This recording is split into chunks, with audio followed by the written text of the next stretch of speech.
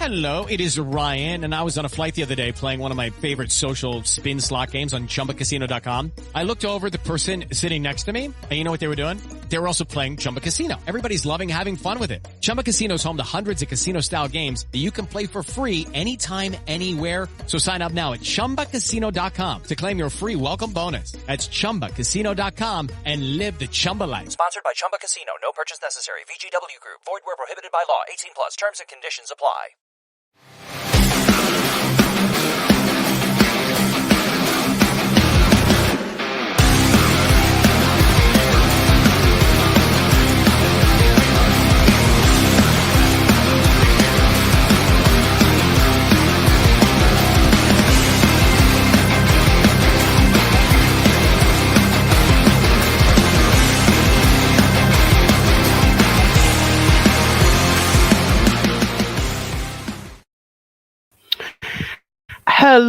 Hello, everyone. It's your girl, Gabrielle. Welcome to a brand new episode of Hot Topics. So if you have no idea what this web series is about, this is the web series where we like to talk that real talk. We like to talk about things that are hush-hush, that only a few people know about.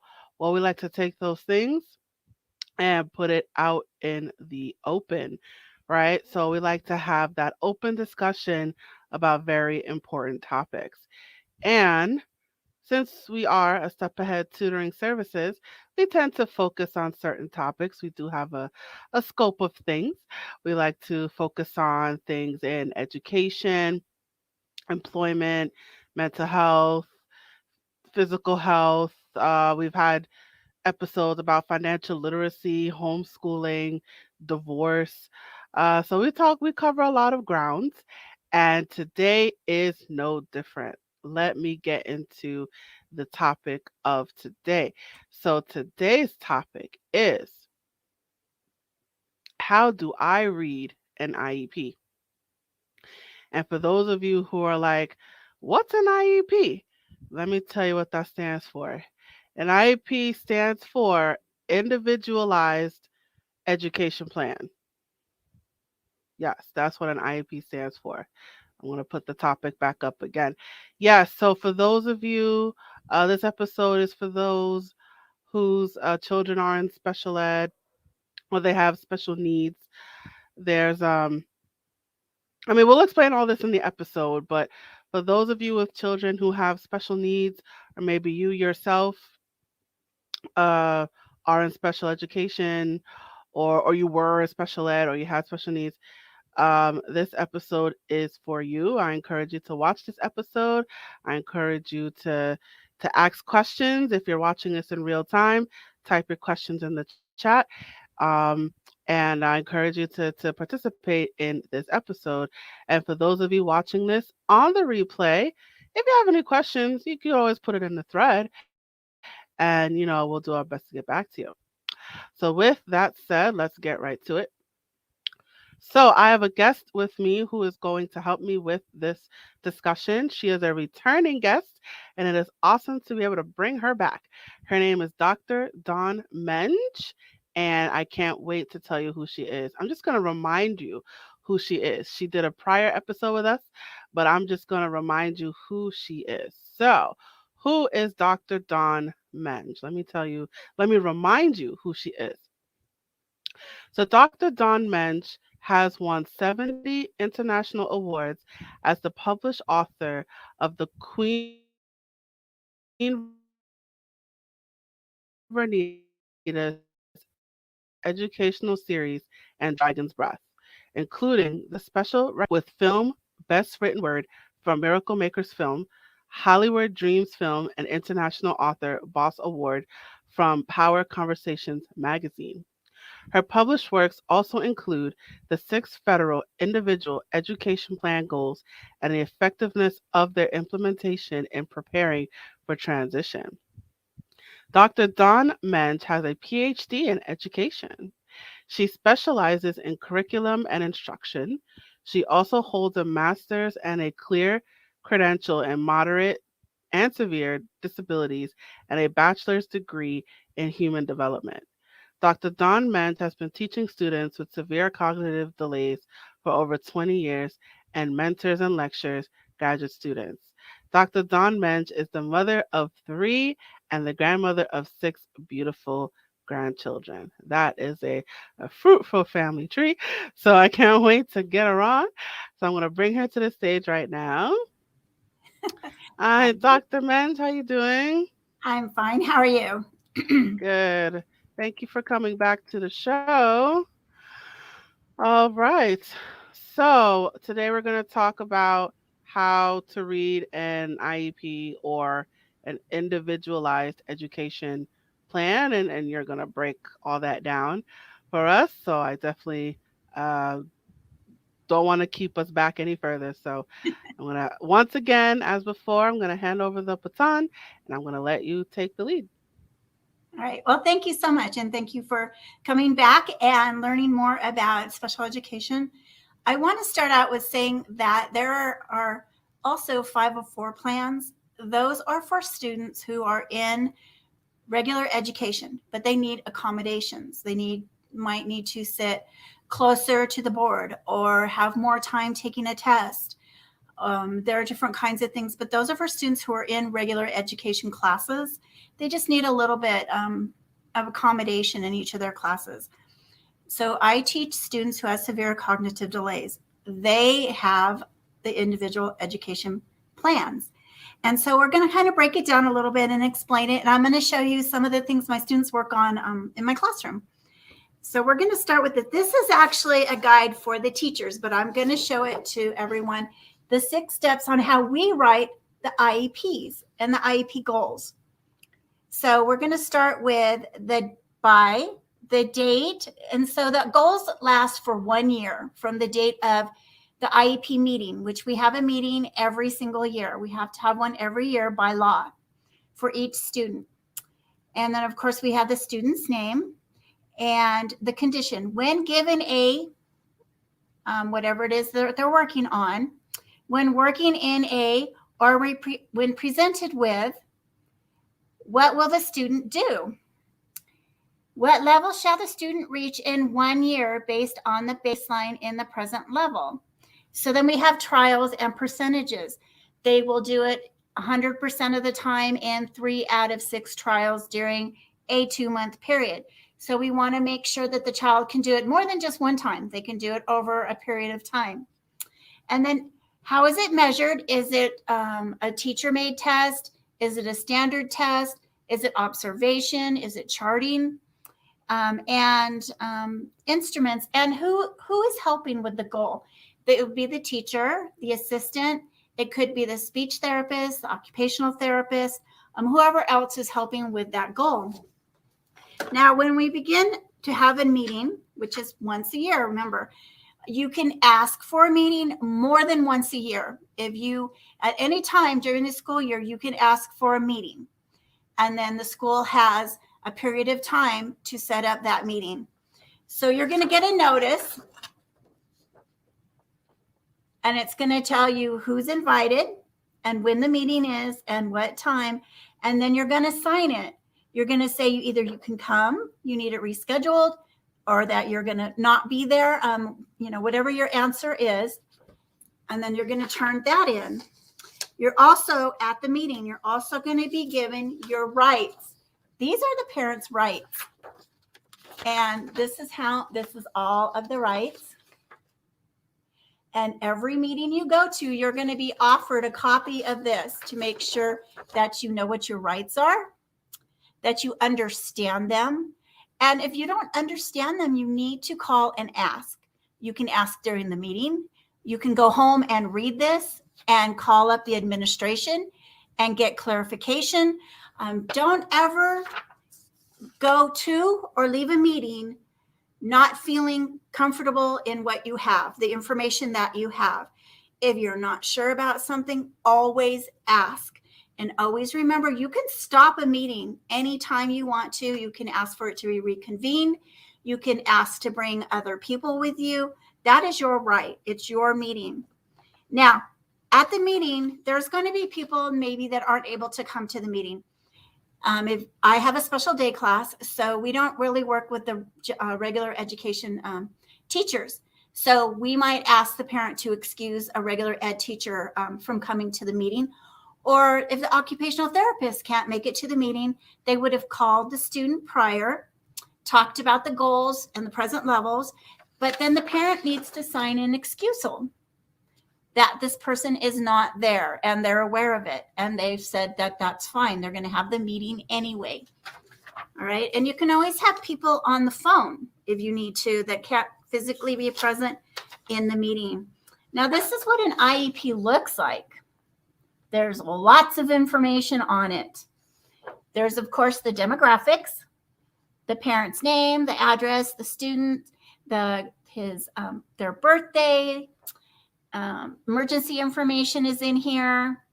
Okay, and then right here we have the primary disability, and this is determined by the psychologist, the teacher, and the parent. They all fill out the forms for the meeting for the triannual. So every 3 years, our students are reassessed by the psychologist and the parent and the teacher, and the primary disability is then determined from this during the team meeting.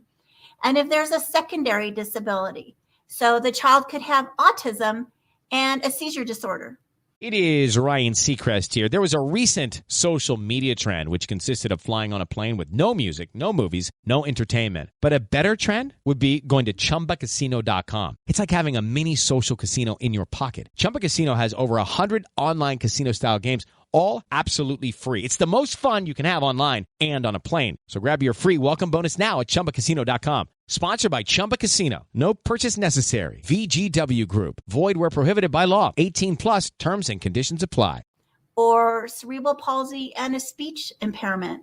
I mean, there are many different things that could be on here, and they're all listed on here. There could also be a third or a fourth, dependent on the child, of course. And then here's some prior information about the child, when they started in special education, when they're anticipated that they'll be leaving special education. So they'll be leaving on their 22nd birthday. And then we have when they last had their IEP or their triannual, that would be on here. And when their next triannual is going to be, the present date for the present annual, and then the next year when it's due by. If it's not given within a year, then it becomes late. And then we have to have a meeting. We have to make sure that we're having meetings when we're supposed to be. And then, of course, we have all the services down here, which would include the special day class. It would include transportation, which for my students is door to door.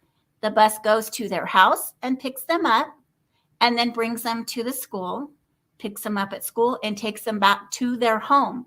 My students do not go to bus stops. It's door to door, and that's stated on the IEP. Then it has all of the services, whatever they might have: occupational therapy, speech therapy, physical therapy, adaptive PE. And then it tells you how much they get, how many times they get it. If they get it twice a month for 30 minutes or once a month for 20 minutes, if it's individualized or it's in a group setting. And all of this is on here. And so the administration goes through all of this, and so do the service providers. And then the parent can agree to it or not agree to it, whatever they would like. And then if someone has reached their level and they no longer need speech services, then that would be discussed during the meeting. And then that would be taken off the IEP. And then that service provider would not be providing that anymore. Now, here's an IEP that's filled out. It's a fictional student. So this is what it looks like. And there is lots of information on there. And then up here in this box, it tells you what the meeting is. If it's transfer replacement, if it's an annual, a triannual, it's all up here. So it'll tell you what kind of a meeting you're having. If you have an IEP and then during the school year you need to change something, maybe the child is changing their placement, or they suddenly are having a lot of behavior, say on the bus, and they need an assistant on the bus, or they need an assistant in the classroom, Then you're going to have an addendum. And the addendum isn't going to talk about the goals unless you're changing the goal. It's going to talk about whatever it is you're changing in that annual IEP. And it doesn't change the date of the IEP. So if you have an IEP in September and everybody agrees to it and everybody signs it, but then in January, the child starts having problems and needs an aid in the classroom, then you're going to have an IEP and an addendum in January, but the annual date is still going to be the original date. So you're not going to change that year. Okay. And then when you start writing out, it has the student's strengths and your concerns. So first you're going to find out the baseline, which would be, where is the child at this time? What is their level of learning? And then you're going to write whatever concerns they are that you have. So we're going to start with reading, and we're going to say that this child can read at a second grade level. Okay. And then what are our concerns then? What do we want this child to be doing? Maybe we want this child to be reading at third grade level within the next year. So that's going to be our concern. And then we have written expression. Now, a lot of times this is where the OT, the occupational therapist, is addressing fine motor skills with the writing or typing, just fine motor, putting things together. Math, of course, would encompass whatever the child is doing in math for them. It could be adding single digits. It could be multiplying. It could be identifying coins or adding them. Whatever it is you're working on with that child, and that would depend on the grade level, of course, of the child. The younger children are still working on identifying numbers and one-to-one correspondence. And then as you get higher, we'll start working on money skills, adding money, budgeting, all sorts of things. Bus passes. My students have to count out their bus passes and find out what $2.50 is. It is Ryan here, and I have a question for you. What do you do when you win? Like, are you a fist pumper, a woohooer, a hand clapper, a high fiver? If you want to hone in on those winning moves, check out Chumba Casino. Choose from hundreds of social casino style games for your chance to redeem serious cash prizes. There are new game releases weekly, plus free daily bonuses. So don't wait. Start having the most fun ever at ChumbaCasino.com. Sponsored by Chumba Casino. No purchase necessary. VGW Group. Void where prohibited by law. 18 plus. Terms and conditions apply. We have communication. Now, this is also where the speech therapist might have some of their strengths and concerns and their goals. And then we have fine gross motor skills. This, again, could be OT. It could be adaptive physical education, or it could be the teacher talking about what they're doing in the classroom. They could be out on the playground. They could have a physical program at school where they're walking a lot or they're running, and it would talk about this. Or for a child who doesn't have as much motor skill, it could be simply walking 10 feet. The child can independently walk 10 feet. So it, again, depends on the child themselves. Social and emotional. Do they like to work in groups? Do they like to stay independent? Do they like to go out in the community? What are their social and emotional strengths? And then what are your concerns? They can't stand in line, by themselves. They can't order their own food. I mean, whatever the concerns are when they're out and about. Then we have behaviors. Now, this is where you're going to put their positives, their strengths. What are their strengths and their behaviors? And then if they have any concerns, whatever your concern might be for their behaviors, they need to learn to be patient. They need to learn to say please and thank you. I mean, there's whatever it is the child needs to learn to do. And the goals here are created with the parent and with the teacher. So, and any service providers. It's a team that is working together. We have career and vocational. This could be anything from doing chores in the classroom to working in the community.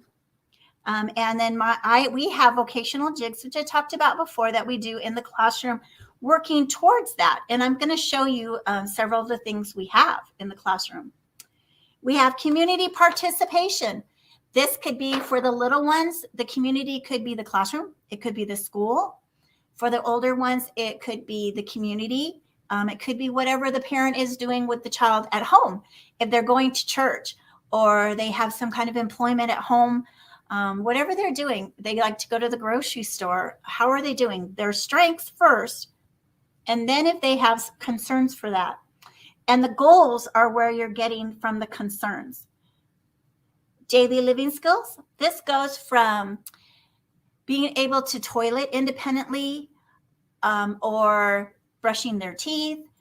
It could also contain money skills, being able to order and pay for your own meals, cleaning up after yourself after you've eaten. Those are your daily living skills. Washing your hands when you're done with the restroom.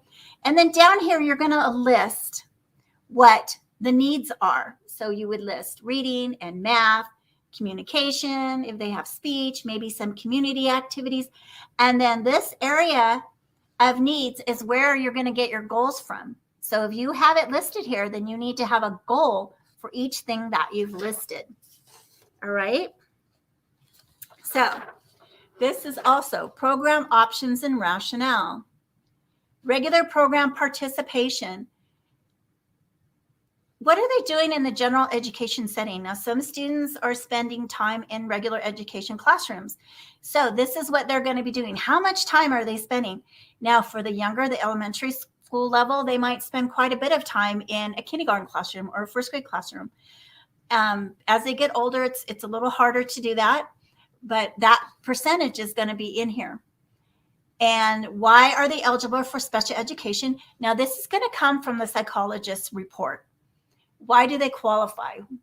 And what did they use to qualify it? Here, tests, evaluations. What did they use? What tests did they use? Okay, and then health, attendance.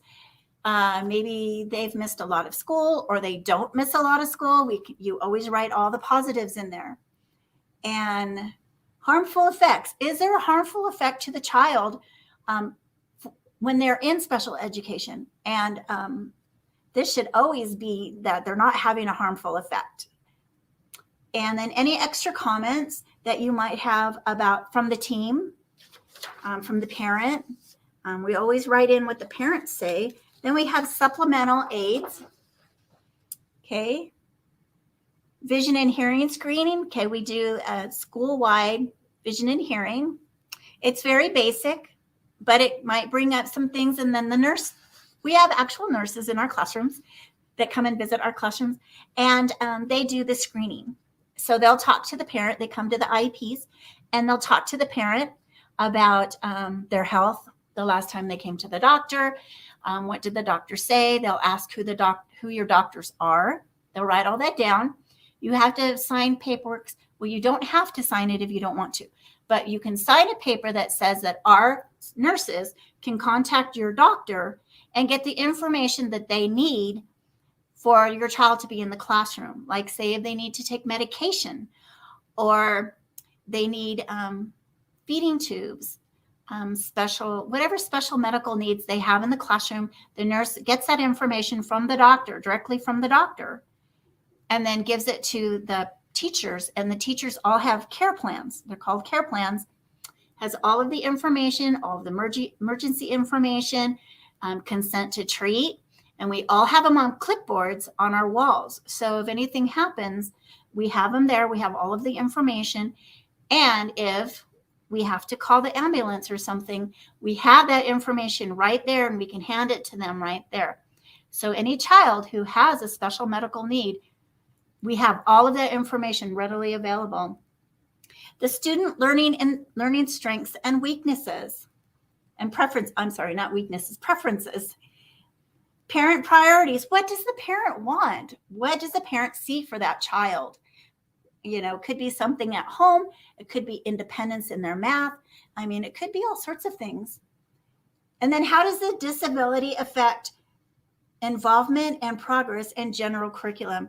So you need to write the accommodations that you're giving, a small group environment, whatever it is the child needs and why the child is actually in special education. That is here. A lot of that information, again, comes from the psychologist reports. And then there's supplemental aids and services. This could include extra training from the teacher, For the teacher, it could include first aid. It could include special training to provide a medical need for the child, whatever extra things you do for that child. Now we have the goals. And I kind of touched on that last week. So this would be the academic goals. And they look like this. And this is what we talked about at the very beginning, that yellow paper. So we're going to talk about, this is the present level. What is the child doing at the moment? What is their reading level? What are they reading? Sight words level, reading grade 2.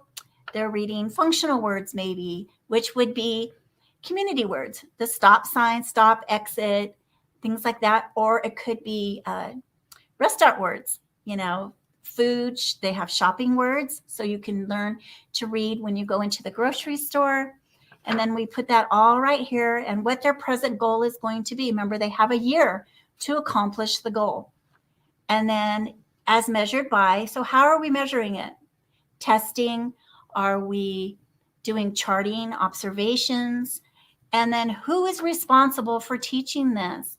The teacher, the assistant, maybe some therapists. But whatever the goal, this is where the speech therapists put their goals, the occupational therapist, the APE teacher puts their goals in here. All right, so these are for the academic goals.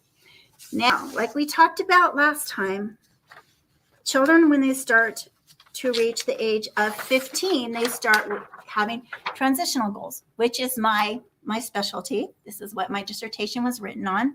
It's something that I really enjoy teaching my students, is community skills, workability, work experience. So this is what the transition goals look like. There's 4. These are federally mandated. So this is, you can look up, and I will post the link for that under the Federal Education Department, and they will show you all of this. So again, just like the academic goals, you have present levels. What are they doing? This one you can pick. It's either a training goal or an education goal. And this one says,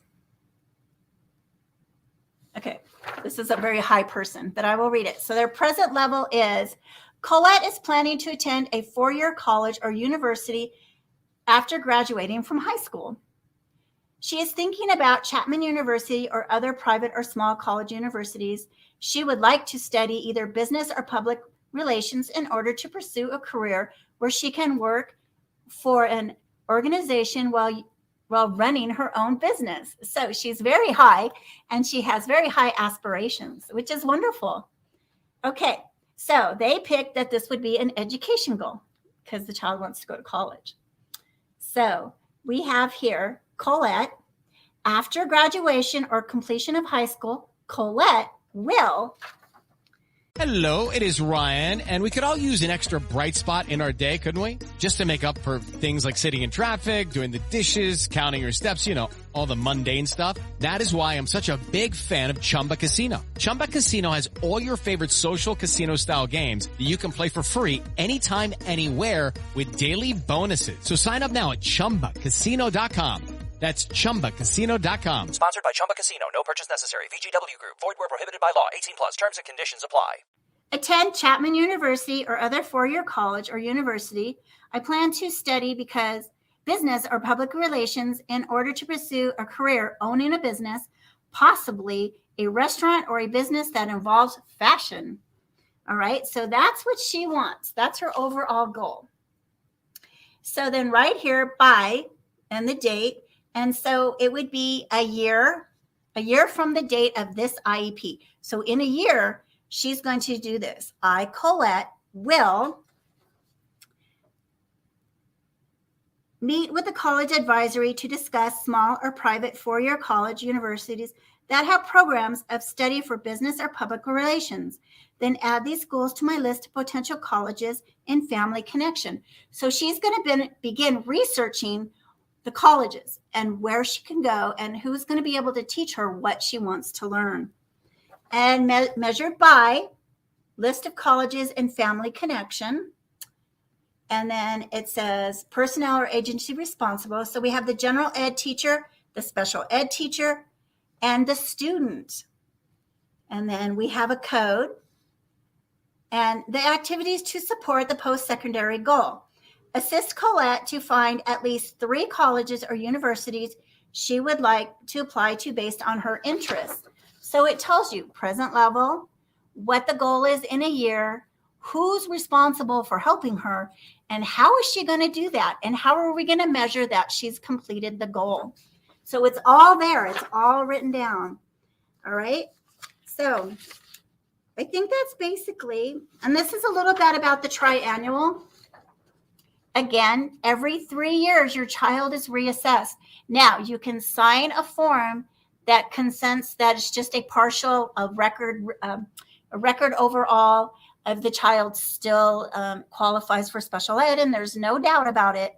The psychologist and the parent will decide if they just want to do a small form or reevaluation, or they want to do a full psych report. And you have that option every 3 years to do that. So if the child has had a lot of growth during that time period, the 3-year time period, then you might want to do a full reevaluation to see where they are. Actually, sometimes the primary disability changes. So you really need to know that, because the primary disability determines, as the child starts leaving public education, what the child is eligible for when they leave. So what kind of programs are available, where they might be able to go. So do we have any questions so far? Well, first of all, I wanna thank you for sharing all that information. There's definitely a lot to take in. So, so my question is there's a lot of sheets that I saw. Yes. So That's only when I started, they were done on carbon paper, and we had to make 4 copies, and there might have been 12 pages at the most, maybe, when I first started. Now I believe the IEPs are 50 pages. So who's filling all that out? Is the parent the one filling all that out? The teacher. It's the teacher. Oh, so the teacher meets with the parents and Yeah, we all the talk to the other. parent beforehand, and we're the ones testing the child, determining the goals. I talk to my parents before a meeting and find out, what it is they want to work on, what's going on at home, tell them what's going on in the classroom, what they want to work on, and we decide before the meeting, a consensus of what I'm going to write the goals about. And the goals are a draft before the meeting. They're just out there, and you're kind of working together, got some ideas. And then during the meeting, we talk about the goals and what we would like to do and the present levels. And then, everything could get changed. The parent could decide they want to add something totally different that we didn't know about, and we add it right in there. We decide how we're going to do it, and we add it in there. But the teacher is the one filling everything out. She's also the teacher here. She is also the person that's responsible for, they're called the case manager, and they're responsible for making sure that all of the itinerants have filled in their goals, that everything's present level, that the progress reports are up to date. They're the ones that make sure that everything's ready for the meeting, that everybody knows about the meeting, and things like that. So. And how long does it take to put all that together? Well, since I've been doing it so long, it takes me about a week to get everybody together. The newer teachers, they work on it a little longer because it's a little intimidating and it's a little overwhelming. So.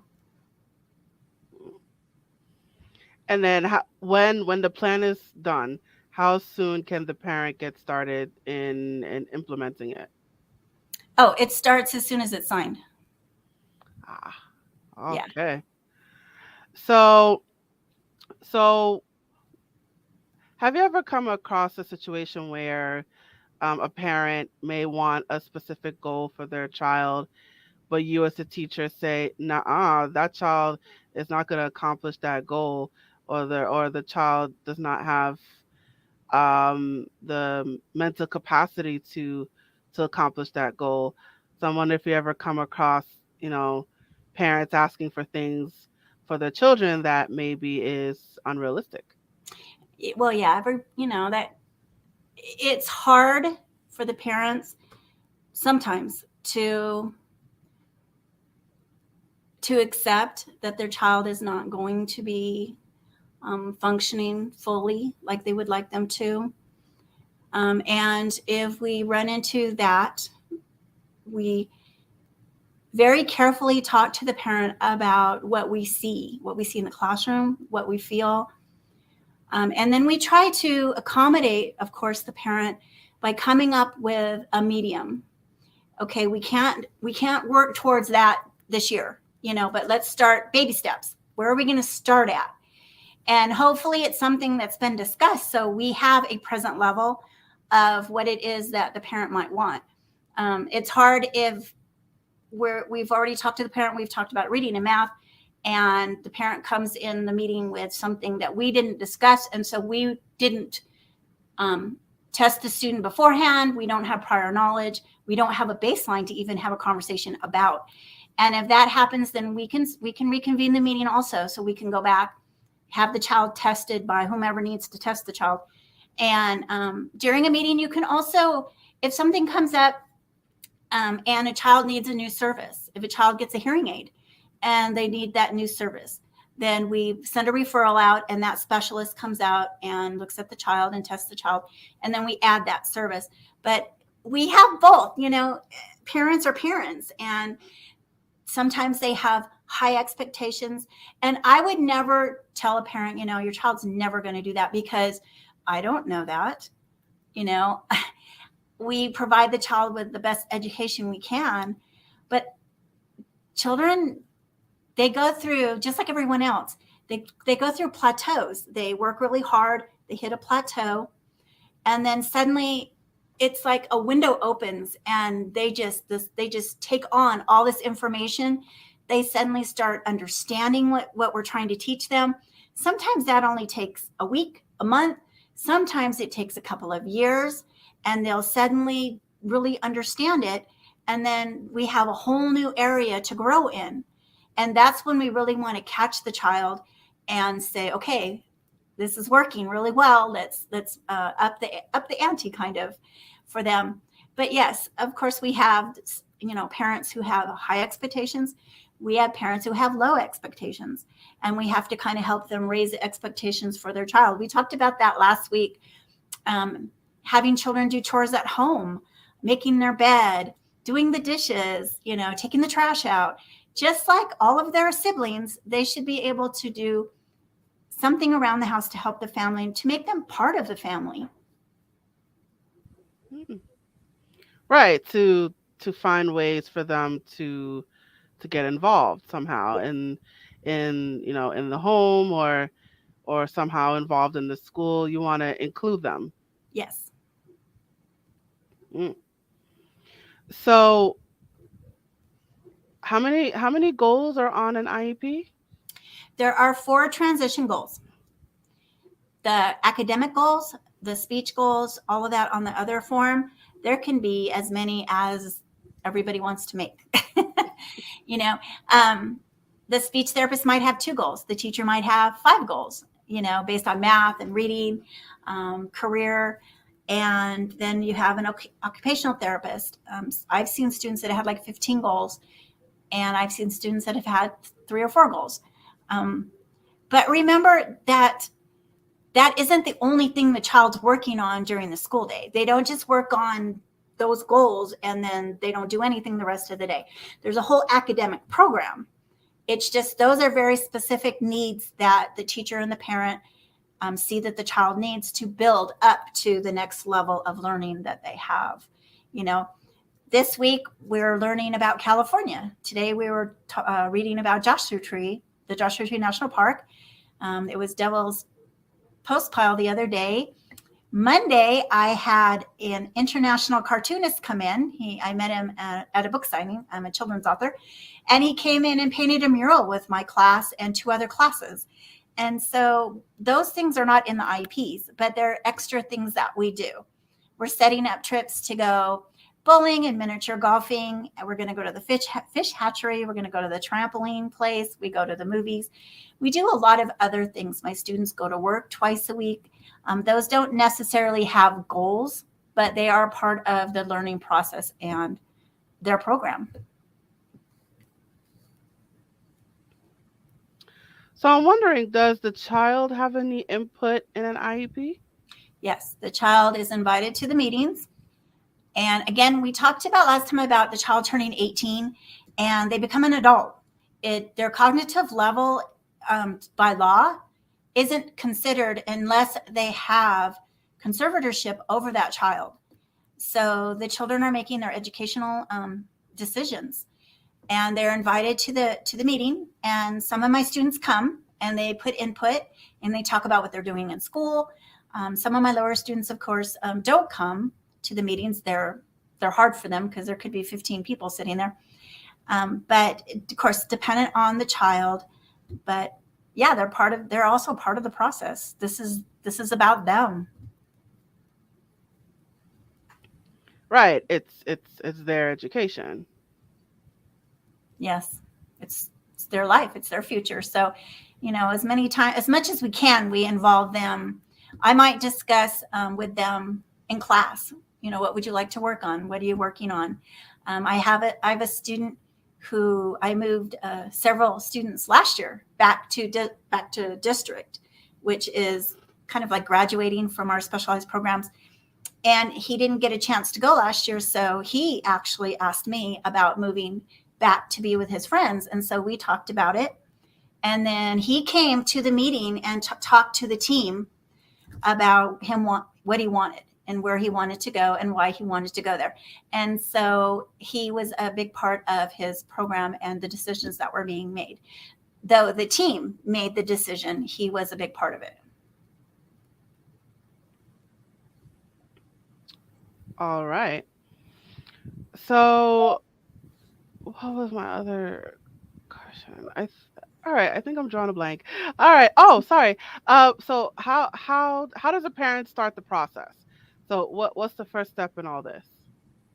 Well, if they feel their child has some disability, a learning disability, they contact the school. The school can test them. And again, the regular ed students have 504 plans. So they're in regular ed classes that need accommodations. Usually our students, they're identified early on that they need a specialized program like we have. They might start out in a district special ed day class. And then as they get older and there's more demands put on them, then they might end up in a classroom like mine where that's more self-contained. When I taught in the junior high, I got a lot of actually really high students because the schedule at the school was really difficult to follow. It was like A, C, and E one day and B, D, and the children couldn't follow it. So they were kind of wandering around the school. So they ended up in my classroom, and we did a lot of things, thankfully. I got to do some really fun things out in the community with them because they were higher learning. But it's usually, you could start if your child is identified with a disability in the hospital when the child is born. You can start receiving services when the child is born, and they'll come to the home and they'll help you. They'll help you with any extra services you might need, and they'll follow the child all the way through. So if you have any doubts, even if your child is little, 3, 4, you can go to the school district. You can go to the Head Start and get some information about having them tested to see if they qualify for services. Hello, it is Ryan, and I was on a flight the other day playing one of my favorite social spin slot games on chumbacasino.com. I looked over at the person sitting next to me, and you know what they were doing? They were also playing Chumba Casino. Everybody's loving having fun with it. Chumba Casino is home to hundreds of casino-style games that you can play for free anytime, anywhere. So sign up now at chumbacasino.com to claim your free welcome bonus. That's chumbacasino.com and live the Chumba life. Sponsored by Chumba Casino. No purchase necessary. VGW Group. Void where prohibited by law. 18 plus. Terms and conditions apply. Absolutely. And of course, the child's never too young to be evaluated. There is early intervention programs from 0 to 3. Yeah. So Just want to throw that out there as well. All right, so Dr. Menge, we're winding down now.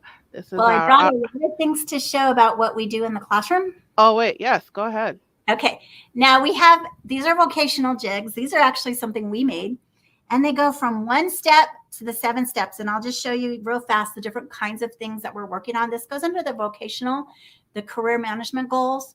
And we start this, I have students 12 to 22, so they're starting at 12 to start put these together. They work on them independently. They come into my classroom. I have several bookcases filled with these jigs, and they go pick their own, and that's the first thing they do in the morning to get kind of going in the morning before we have breakfast. So this, of course, they're just putting in, and they're putting the lid on top. Okay, and some children need to build their dexterity in their fingers, so that's what they do. This one is several steps. It has a smaller one. Okay, you put this in here, then you put the top on here. Then there's a bigger one. You put it inside, and then you put a top on that, and then it goes inside this container. All right, and this is to work. You could work in a factory, assembling things, and this is what it's teaching them, and then they can get paid. We also have a sprinkler. This has 3 parts. They put these together. See, they put them together like this. They screw them on, and then they screw this end. Whoops, wrong side. They screw this end in. All right, and then we have these. They're screwing them on both sides. And we have this. Well, this one has a lot of parts. So it has the top, and it has these parts, and it goes inside this part. See, like this. And then this goes on here, and you assemble it like that. Then we have some of them that are a little bit easier. See, we just open this up, and then we put these on here.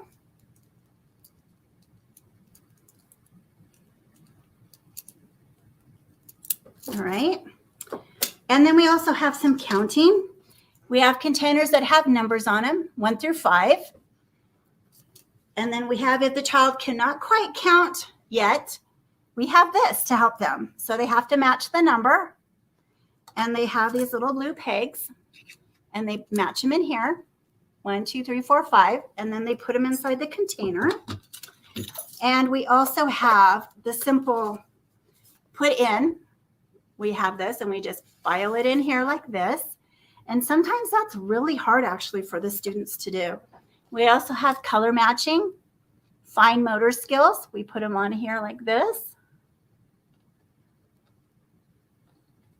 Okay, we do that. We have the cards. They have different patterns. So they have 3 different cards. So they have to find the matching yellow, blue, red, and stick it in here based on the same patterning. Sometimes it says yellow, blue, red, yellow. Sometimes it just has blue, blue. So they have to follow that.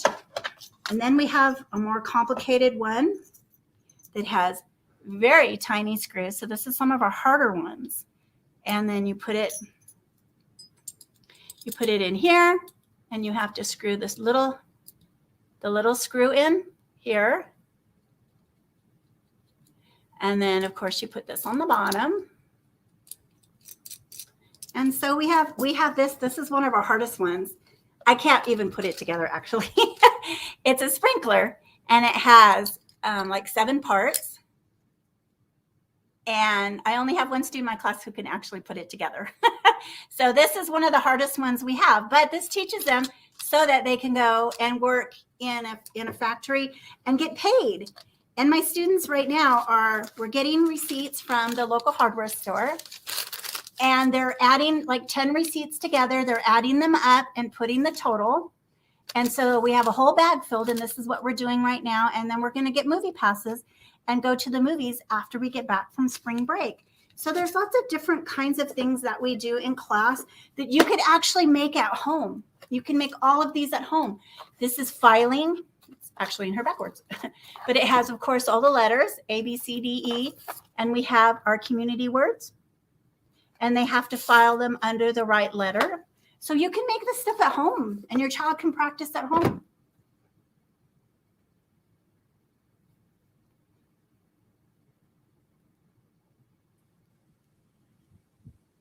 Awesome. Thank you so much for sharing all that. All right. So you got where's your banner? I see. Oh, your banner's there it is. Okay. All right. So you guys, you can learn more about Dr. Menge's services. Her website is scrolling below, right? Or you could also follow her on social media. She is on Instagram, Facebook, and Twitter. So definitely check her out on social media. You could definitely learn, about her consulting services. If you have questions about what to put on an IEP, how to read it, you could reach out to her, and she can advise you on what to do. So definitely check her out. All of her contact information is scrolling at the bottom of the screen. And for those of you watching this on Facebook, the information will also be provided in the description. And you have a whole thing of books. I know that all of that information as well is on her website, so you can learn more about her book collection. So definitely, I encourage you to go to her website, buy her books, follow her on social media, contact her if you have any questions about IEPs, how they work, how to read it, how to break it down, what to put down. If you're facing any challenges or pushbacks from teachers or principals, whatever, definitely reach out to Dr. Menge, and she will help you out with that. And also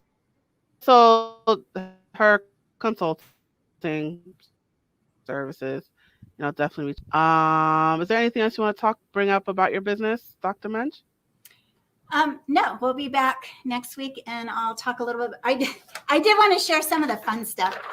So some of my students, this is the educational impact thing that our district did. Well, San Bernardino County Schools, they did it. And one of my students was at the bottom having fun at the park. And there are all sorts of different things that we get to do. We have a prom, which we're about to have on April 7th. And one year, our students were actually on the front page of the local newspaper having the prom, the special ed prom. And we're about to have it. It's going to be Hogwarts. We're going to do the Hogwarts. But this is actually my student right here and his mom. And they're having a wonderful time. The parents get to come to the prom. And everybody dresses up. We dress up. It's semi-formal. We get all dressed up. And they serve amazing food that the school makes. This is something that I did when I first started teaching. And then we're going to talk about my books the next time. But this is actually how my series started. I wrote my book with my credentialing class. And then my junior high class, we actually made little skits out of them and traveled around. And they did the skits for the local elementary schools. And I would go back and I would talk about the disabilities and the behaviors. And it was put in the Exceptional Parenting magazine. This is when I first started teaching, so this was quite a while ago. But there's all sorts of different things that we did. And this is the Campus Beat. These were my students when they were in high school. This is my student. I talked about how they do the workability. They go out in the community. My students work at CVS and Walgreens. They earn a paycheck. So the high school campus we were on had a bank. And this is my student. She's cashing her check. She has an account at the school. And so she would go there, put her check in it. She would go and take money out when we were going to go into the community. These are my students socializing. And we had a snow ski program. And they're working down here. They're stuffing envelopes. And here they're skiing over here. And here they're folding the boxes at the local pizza factory, earning money. So there are all sorts of things that are available for our students out there.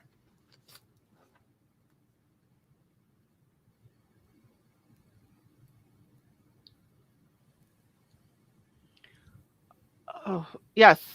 Thank you so much for sharing. That's definitely definitely amazing to see. And of course, parents, don't be discouraged. There's Right. lots of resources for your child, and we encourage you to take advantage of them. Yes. All right, Dr. Menge, thank you so much for coming back today. And, we'll definitely continue in the next episode. All right, so I'm going to place you backstage now. And I'm going to put up my banner. All right, you guys. All right, we have reached the conclusion of our episode. Thank you so much for joining us today. Wherever you are watching this episode right now, whatever platform, if it's Twitter, Facebook, YouTube, maybe Instagram, wherever you are watching this platform, I encourage you to check out our social media for more videos and clips, and don't forget to follow us. So whatever that button is, like, follow, subscribe, whatever it is, press the button. Definitely follow us. And while you're at it, let us know what you thought about this episode by leaving a comment in the comment section below or in the comment thread. I would love to hear your feedback about this episode. And as a reminder, this web series is a production of A Step Ahead Tutoring Services. So if you would like to learn more about our company, what we're about, what we have to offer, our services, our workshops, if you're looking for tutoring for your child or even for yourself, definitely contact us. Our website is scrolling below, but I will just say it here. It is www.astepaheadtutoringservices.com. And you can also contact us on social media. All of our social media is scrolling below on the screen. And furthermore, I encourage you to sign up for our email list and texting list. You can learn about our promotions, our discounts, and our special events before anybody else. So I encourage you to sign up for the email list and texting list. Those links are scrolling below on your screen, and they will also be in the description for those of you watching this on YouTube. And I'm going to share this last message before we close for the day. Hey there, have you heard of us? We're a small team of tutors here at A Step Ahead Tutoring Services. We believe that education and information should be accessible to everyone, regardless of income, race, or creed.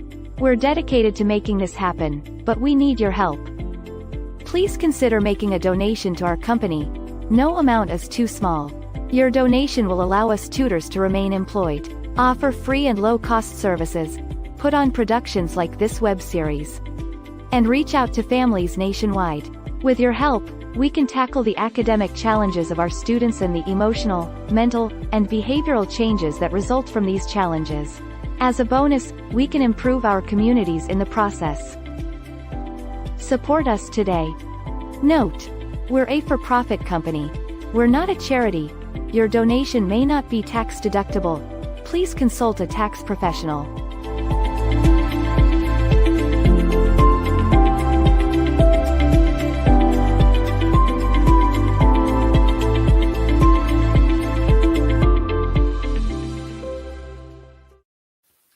All right, and that's it, y'all. All right, so we will see you at the next episode. Thank you for joining us again. And now, I'm signing off.